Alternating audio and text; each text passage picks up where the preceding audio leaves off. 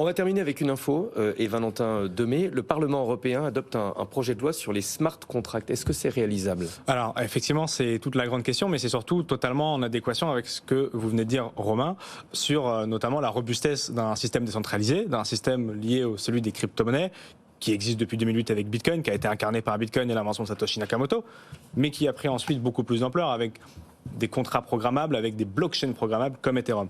Et ça me fait d'ailleurs une petite pirouette, puisque les protocoles de la finance décentralisée ont augmenté significativement ces derniers jours, ces dernières heures, sur leur capitalisation, justement parce qu'ils répondent à la problématique que subissent les banques aujourd'hui, qui sont l'auditabilité complexe, avec les blockchains et les contrats intelligents et tout ce qui touche justement à l'écosystème Ethereum. Pour faire très simple, on peut auditer, n'importe qui peut auditer, vous pouvez Stéphane, auditer un protocole DeFi et s'assurer que la totalité des fonds est présente et qu'il n'y a pas justement de faillite comptable ou autre.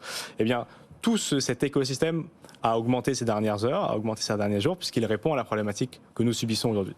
Et effectivement, dans le cadre de la finance décentralisée, on a ce qu'on appelle les contrats intelligents, des smart contracts, que l'Union européenne regarde particulièrement dans le cadre de sa loi sur les données, et ça pourrait poser un problème sur l'innovation en Europe, puisque dans ce cadre-là, eh bien, l'Union européenne a voté un texte global qui ne concerne pas, dans un premier temps, particulièrement les smart contracts de la finance décentralisée ou des blockchains comme Ethereum, mais qui, dans sa définition, et c'est pour ça qu'il faudrait que le Parlement peaufine un petit peu son texte, pourrait les menacer et donc menacer l'innovation, puisque les smart contracts aujourd'hui sont, une fois qu'ils sont lancés, immuables. Ça veut dire qu'on ne peut pas justement les arrêter ou les changer comme on le souhaite. C'est toute la force de la blockchain. On ne peut pas faire n'importe quoi et remonter dans le temps.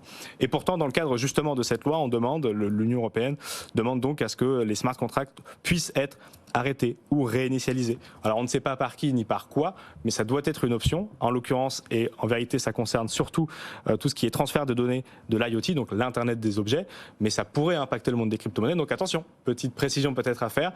L'industrie est plutôt soulagée de savoir que ça a été relevé, que le Parlement semble être conscient de ce problème-là et donc devrait y répondre parce qu'encore une fois, Bruno Le Maire le disait il y a quelques semaines, quelques mois, il souhaite faire de la France le camp de base des cryptos et de la finance décentralisée. Il faudra faire attention parce que la France est en Europe et si jamais il y a ce petit texte qui passe, ce sera compliqué de faire avec la France. Merci beaucoup Valentin Demey, journaliste.